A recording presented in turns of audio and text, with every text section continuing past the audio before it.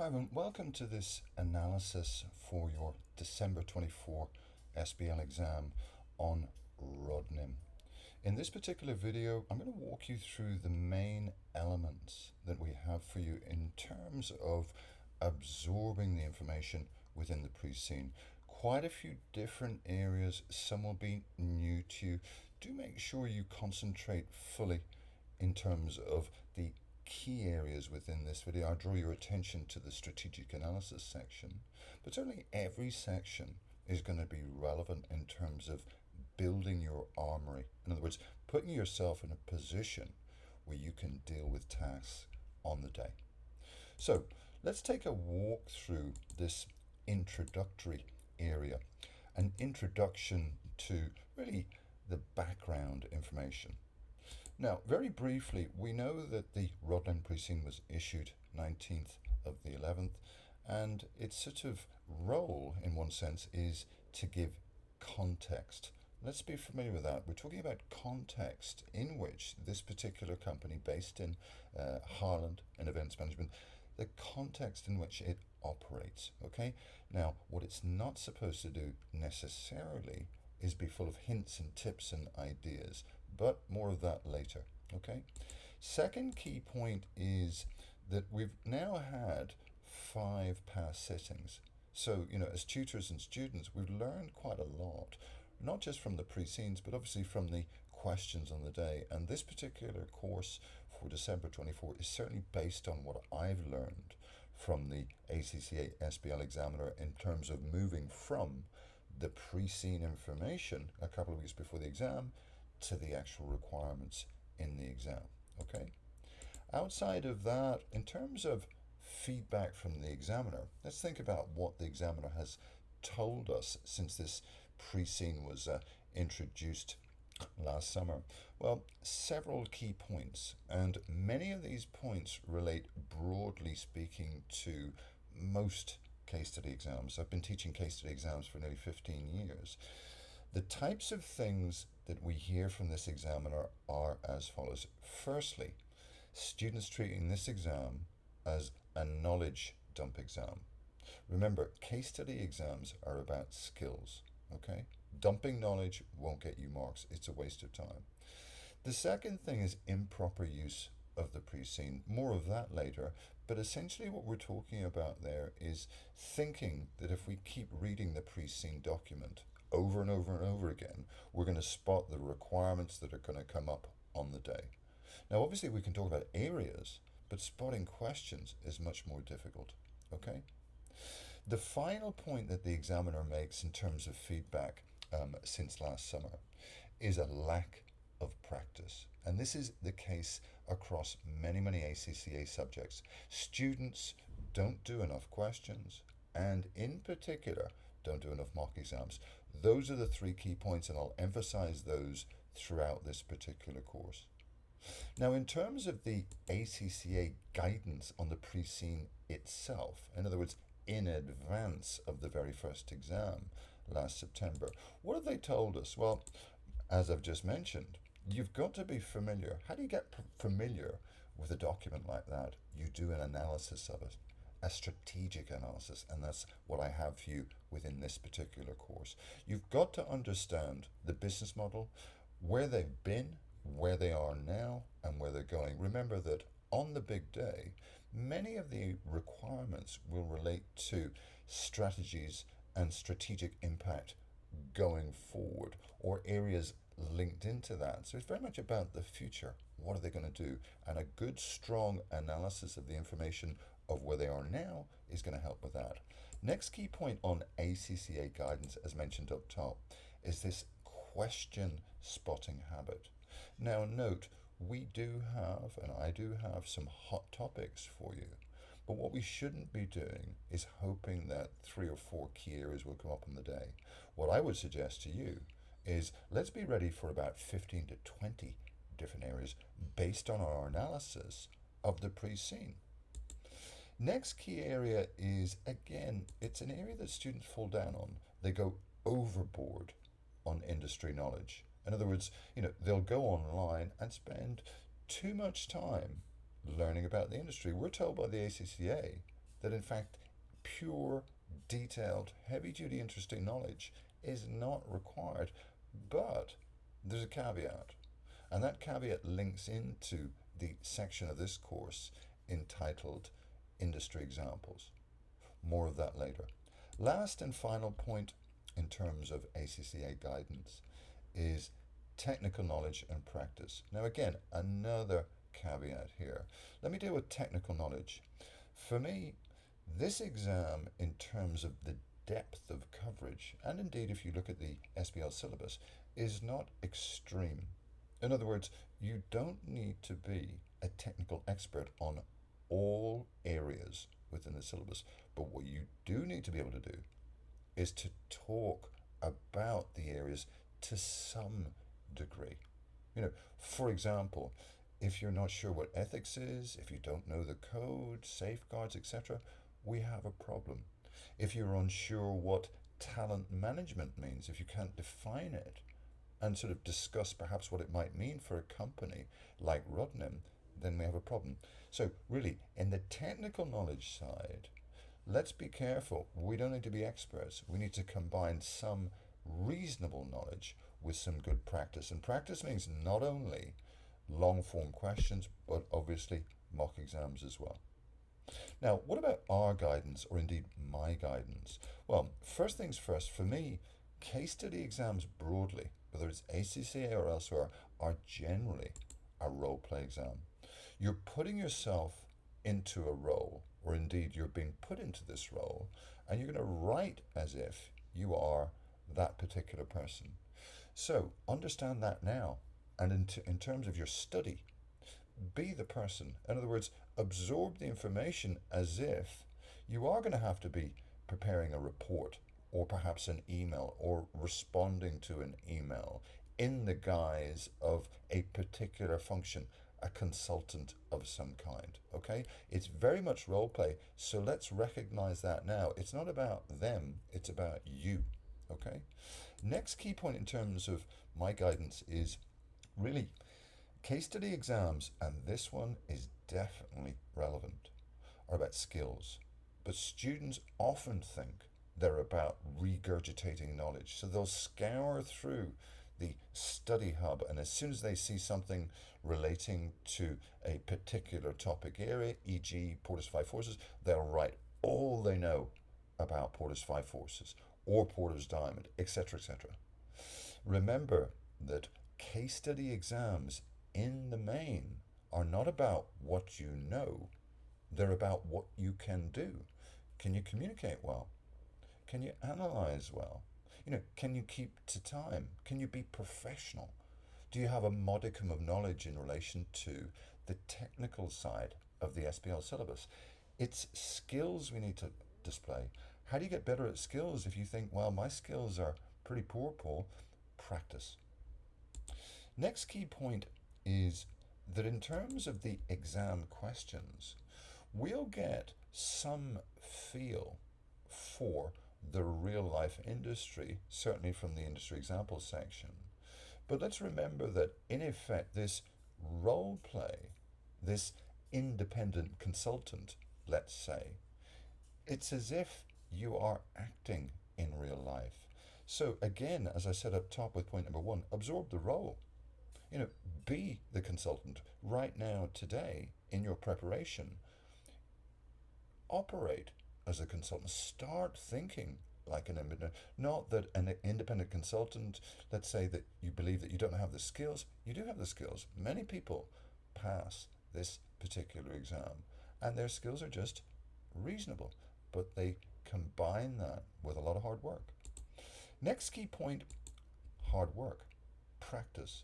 If we avoid mock exams, the chances of success in this particular exam go down dramatically. Don't avoid the pain. It will kill you on the day. Next and final point, this is possibly even the most important point. The bottom line is that I've certainly had interactions and discussions with lecturers and indeed students that have sat the SBL exam since it was introduced in September 2018. And some people will refer to the exam as a common sense exam. And there's an element of truth to that.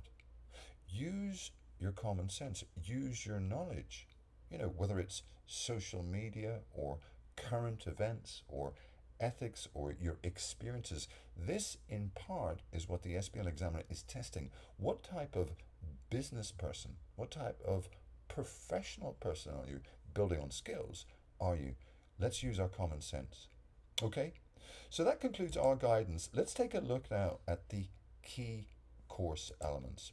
First things first, we have an intro to the company and industry.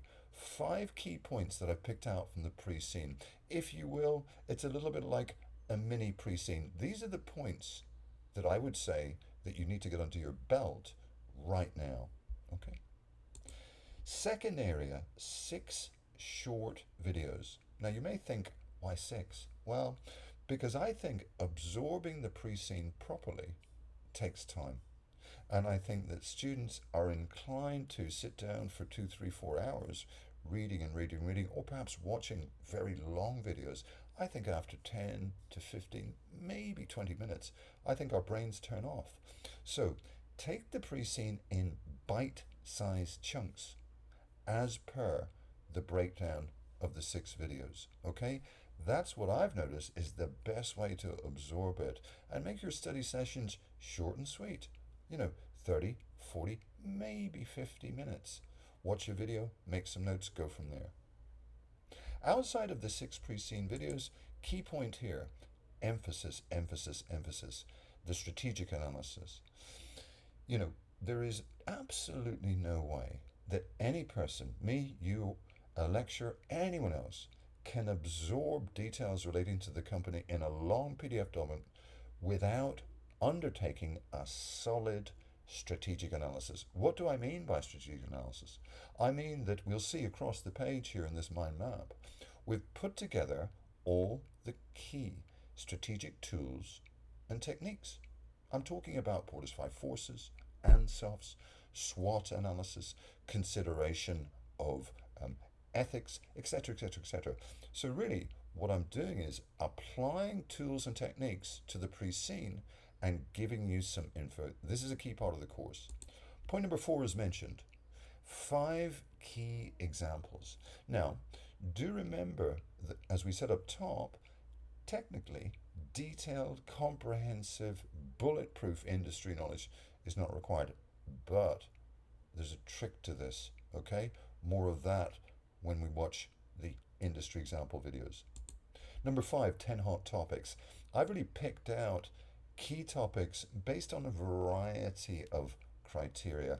One key area is just my instinct, because I've been teaching case study exams, not just for ACCA obviously, but other professional bodies such as SEMA for many, many years. Sometimes I get it right, sometimes not, but it'd be a shame to ignore these 10 hot topics, that's for sure. Next area is a sort of a new area. We've included this in the last few sittings. This is fairly low-key area of the course. I'm talking about short, well-written paragraphs geared towards the pre-scene and Rodnim that you could use to slot in. I think they're particularly useful from the student perspective in introductions and conclusions. Some students don't tend to use them. Take a look at that PDF and you'll see 15 paragraphs that I have devised, I have written, that are written quite well. There'll be nice intros or possibly fillers in some way, shape or form. So that's the pre-learned paragraphs, part 6. Next area was, my apologies, action points. So I'll give you a sum up at the end of the course on what we need to do outside of what I'm hoping you will have already done, okay? Now, let's just take a quick run through a couple of areas now, i.e. each of the sections. So, as mentioned, 5 key events management industry points. Now, these are all taken from the PDF. Make sure you get them under your belt now. 5 key Rodnim points. Again, get them under your belt now. Section 2, as mentioned, is the pre-scene. 6 videos. This is the core of the course, and you'll see there are very, very, very comprehensive annotations in our PDF document, including reference to what I call red flag areas. Those red flag areas are a prompt for you in a number of different ways, either in terms of getting into the study hub and revising that syllabus or topic area, or possibly to go online and to look at that particular area in real life. Okay? Third point here in terms of red flags is that there's a link between the red flags you'll see on the PDF document, i.e. the annotation, and the hot topics. Okay? Watch for that. Once we've done the pre-scene video walkthrough, then I'm going to guide you in terms of some action points specific to that particular set of intensive short videos, all 6 of them. Okay? One thing to bear in mind here, a mistake that students make with the SBL exam, which affects outcomes quite considerably, is thinking by simply watching a set of videos, you're prepped. No, you're not. There's a lot of work to do outside of the content that you'll see within this particular course. Moving from there, the strategic analysis. Now, I'm pretty sure you can read the elements here. I'm not going to read them to you. We've got more important things to do. But in essence, as I've said, what we need to do is to understand a company, we have to perform an analysis. Excuse the typo here. Why and how? So, why do we do an analysis? Well, without wheeling out tools, how do we understand where a company's been, the issues that it has, strengths and weaknesses now, the competitive nature of the market, etc., etc., etc. In terms of how, well, I don't think that there's a more comprehensive analysis of Rodnim on the market than what we have here. We have everything covered, absolutely. Now, some areas will be more relevant than others. For example, this time round, corporate governance for me, not overly relevant because of the nature of the business, i.e. a two-partner partnership. Other areas very important, e.g. Porter's 5 forces. That would probably be the top model in any strategic analysis because it's all about the attractiveness and profitability of a given market or industry. You really get a good feel for the company walking through each of those 5 forces. So there's the elements of the strategic analysis for Rodnim. Next area for us is the industry examples. Now, all I wanted to say here is, where are they based on? Okay, well, first thing, they're based on my research of this industry. Many of them will pertain to tech and innovation because in most industries, the whole area of disruption, is relevant, and it's also a topic that the examiner likes. Outside of that, certainly there are challenges across the board, not least in this industry, but all industries. So I try to include at least 1 or 2 that relates to future possible challenges. Now, here's the key point, and you'll see me mention this within the actual video itself. If the examiner has said to us industry knowledge or comprehensive evidence is not relevant, why include industry examples? And the point is this. As you mark a script as a key marker, I mark a lot of scripts. ACCA markers are obviously marking a lot of scripts. I am more enamored towards a student that clearly has done their research. Okay? Now, in terms of the real life industry examples included in the video and indeed on the MyMap PDF, they're set in such a way where actually there's more than 5, probably more like 15 to 20 because the examples are fairly long. What I want you to do is to try to pepper, where possible, if we get the right sort of task, these statistics or these references to a real life EM company in your script. Why? Because you differentiate yourself. You show that you've done your homework. Now, I'm not suggesting that you're going to get 5 to 10 to 15% more in your SBL script by including examples, but you get on side with the marker. You also make your script look so much more professional. Now, I'm not talking about using industry examples and writing 3 paragraphs. Not at all. I'm talking about throwing in a stat, a sentence or two, possibly relating to future growth real life, possibly relating to what a large, let's say, EM company has done recently on the area of CSR. So you'll see what I mean. What I'm trying to do is make your script look special, to differentiate it from the people sitting behind around you, so to speak. Okay, more of that in the actual video itself.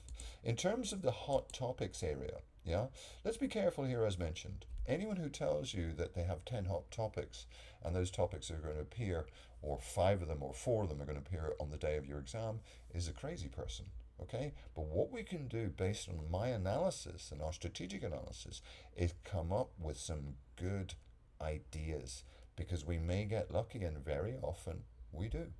Where's the source of these hot topics? Well, first things first is the past exams. Certainly there's 1 or 2 patterns that I've seen within the SBL exams from the off. Let's remember that the SBL exam has been in play since September 2018. Now, we've only had 5 sittings with a pre-scene, but nonetheless, we have a feel for the example. A typical example would be models. On occasion, the examiner throws in a question that might be in the area of strategic models, e.g., Porter's 5 forces, diamond, pest, etc., etc. Okay, that's just a simple example that I'm sure you're aware of. But there are patterns. Outside of that, for the hot topics, what else? Well, clearly, the pre-scene.